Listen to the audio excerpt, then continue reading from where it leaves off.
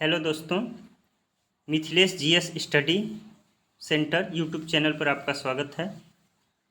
आज हम लोग भारतीय राज्य व्यवस्था इंडियन पॉलिटी बुक को स्टार्ट कर रहे हैं और ये एनसीईआरटी सार संग्रह का बुक है। इसी बुक के हम लोग भारतीय राज्य व्यवस्था को प्रारंभ कर रहे हैं और सबसे पहले हम इसमें पढ़ेंगे भारत का संवैधानिक विकास। प्रतिदिन इस तरह के वीडियो आएंगे और हर दिन एक चैप्टर को हम लोग रिवीजन करेंगे। ये रिवीजन वीडियो है, इसमें ज़्यादा कुछ नहीं बताया जाएगा। इसमें सिर्फ क्वेश्चन आंसर कराए जाएंगे और जो मूल पॉइंट इसमें बुक में दिया गया है उसको बताए जाएंगे। तो आइए शुरू करते हैं। रेगुलेटिंग एक्ट 1773 द्वारा सर्वोच्च न्यायालय की स्थापना कहाँ की गई थी?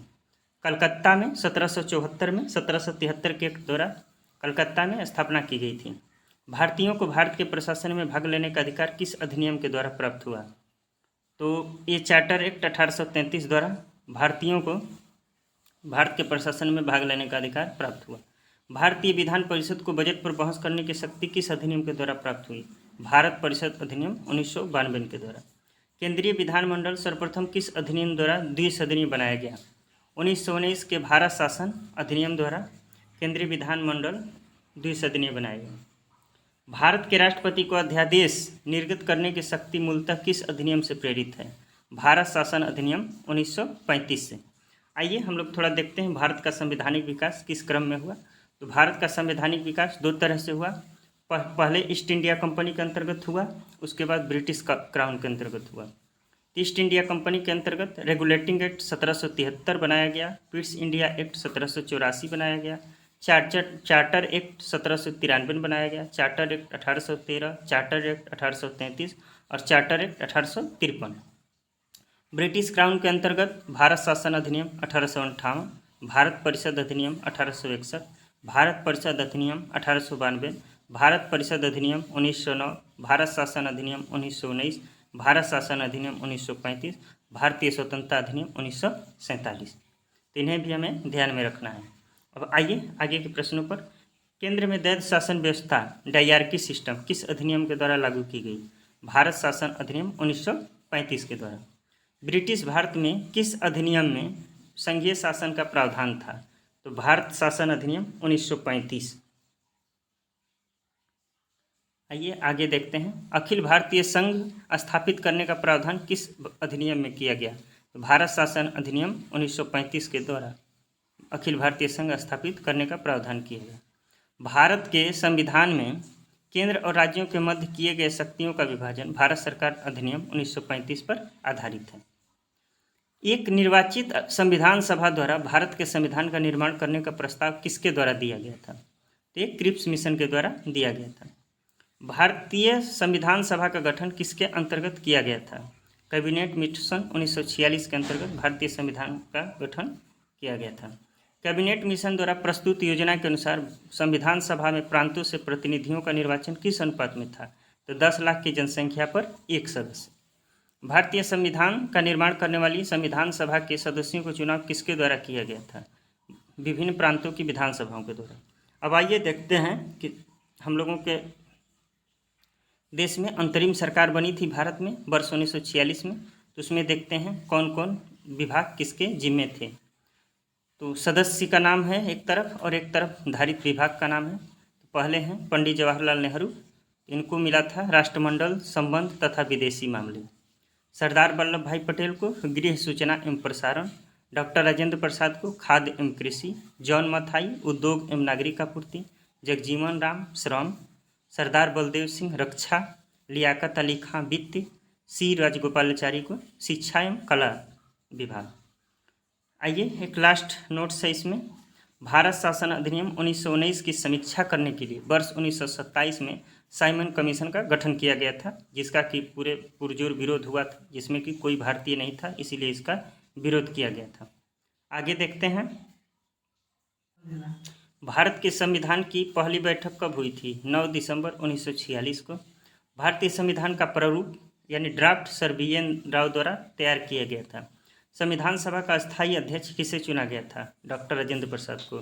संविधान सभा में पंडित नेहरू द्वारा उद्देश्य प्रस्ताव कब प्रस्तुत किया गया था? 13 दिसंबर 1946 को। नेहरू द्वारा प्रस्तुत उद्देश्य प्रस्ताव संविधान सभा में कब स्वीकृत हुआ था? 22 जनवरी 1947 को। भारतीय संविधान के निर्माण काल में संविधान सभा के कुल कितने अधिवेशन हुए थे? 12 अधिवेशन। भारतीय संविधान के निर्माण में संविधान सभा को कितना समय लगा? 2 वर्ष 11 माह और 18 दिन का संविधान बनाने में समय लगा था। भारतीय संविधान सभा के संवैधानिक सलाहकार कौन थे? सर BN राव संवैधानिक सलाह थे संविधान सभा के। भारत के संविधान सभा ने वर्तमान रूप में राष्ट्रीय ध्वज को कब अपनाया? 22 जुलाई 1947 को।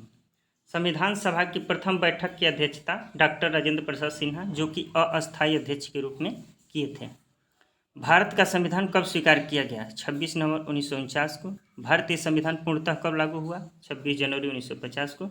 अब आइए थोड़ा संविधान सभा को हम लोग देख लेते हैं, कॉन्स्टिट्यूएंट असेंबली को। 9 दिसंबर 1946 को संविधान सभा की प्रथम बैठक हुई, जिसमें डॉक्टर सच्चिदानंद सिन्हा को अस्थायी अध्यक्ष तथा 11 दिसंबर 1946 को डॉक्टर राजेंद्र प्रसाद को स्थायी अध्यक्ष चुना गया। संविधान निर्माण का प्रारंभ 13 दिसंबर 1946 को पंडित जवाहरलाल नेहरू द्वारा प्रस्तुत उद्देश्य प्रस्ताव ऑब्जेक्टिव रिजोल्यूशन से हुआ, जिसे 22 जनवरी 1947 को सर्वसम्मति से स्वीकार कर लिया गया। 26 नवंबर 1949 को भारतीय संविधान अंगीकृत एडॉप्ट किया गया, जबकि 26 जनवरी 1950 को इसे पूर्णतः लागू किया गया। 26 नवंबर 1949 को भारतीय संविधान सभा किसके द्वारा अधिनियमित किया गया था? तो संविधान सभा द्वारा अधिनियमित किया गया था। जनगण मनगण को भारत के राष्ट्रगान के रूप में कब अपनाया गया? 24 जनवरी 1950 में। भारत सरकार द्वारा अशोक स्तंभ को राष्ट्रीय चिन्ह नेशनल एम्ब्लेम के रूप में अंगीकृत किया गया था 26 जनवरी 1950 को। संविधान सभा की सलाहकार समिति यानी एडवाइजरी कमेटी के अध्यक्ष सरदार वल्लभ भाई पटेल थे। संविधान सभा के झंडा समिति के अध्यक्ष कौन थे? तो झंडा समिति के अध्यक्ष डॉक्टर राजेंद्र प्रसाद से। अब प्रमुख समितियां उनके अध्यक्ष के बारे में जान लेते हैं कि कौन सी समिति संविधान सभा में बनी थी और उनके अध्यक्ष कौन थे। संघ शक्ति समिति पंडित जवाहरलाल नेहरू, संघीय संविधान समिति पंडित जवाहरलाल नेहरू, प्रांतीय संविधान समिति सरदार वल्लभ भाई पटेल, प्रारूप समिति डॉक्टर भीमराव अंबेडकर, मौलिक अधिकारों एवं अल्पसंख्यकों संबंधी परामर्श समिति सरदार वल्लभ भाई पटेल, और संविधान सभा के सलाहकार समिति के भी अध्यक्ष डॉक्टर सरदार वल्लभ भाई पटेल थे। और प्रक्रिया नियम समिति डॉक्टर राजेंद्र प्रसाद, राज्यों के लिए समिति पंडित जवाहरलाल नेहरू, संचालन समिति डॉक्टर राजेंद्र प्रसाद। अब हम लोग देखते हैं संविधान सभा के कार्यों से संबंधित समिति के अध्यक्ष कौन थे? तो GB मावलंकर थे, जो कि संविधान सभा के कार्यों के संबंधित समिति के अध्यक्ष थे। डॉक्टर BR अम्बेडकर की अध्यक्षता में संविधान सभा की प्रारूप समिति में 6 अन्य सदस्य N Gopalaswami Ayyangar, doctor KM Munshi, BM Mitra, बाद में इनके स्थान पर N माधवराव, अलादी कृष्णा स्वामी अय्यर, सैयद मोहम्मद सादुल्ला तथा DP खेतान, बाद में इनके स्थान पर TT कृष्णाचारी थे। संविधान सभा ने BR अम्बेडकर की अध्यक्षता में प्रारूप समिति का गठन किया था। 29 अगस्त 1947 को प्रारूप समिति का गठन किया गया था। और डॉक्टर BR अम्बेडकर का संविधान सभा में निर्वाचन किस प्रेसिडेंसी से हुआ था?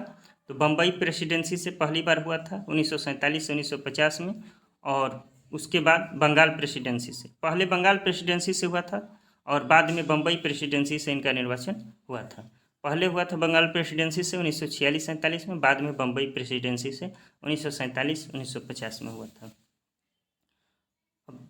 भारत का संविधान मूलतः 2 भाषाओं हिंदी तथा अंग्रेजी में लिखा गया था और सभी सदस्यों ने इन दोनों प्रतियों पर हस्ताक्षर किए थे। धन्यवाद। अगले दिन हम लोग देखेंगे अगला चैप्टर और इसी तरीके से रिवीजन चलता रहेगा और सभी विषयों के रिवीजन कराए जाएंगे। तो आप लोग इस YouTube चैनल को सब्सक्राइब कीजिए, लाइक कीजिए और शेयर कीजिए। धन्यवाद।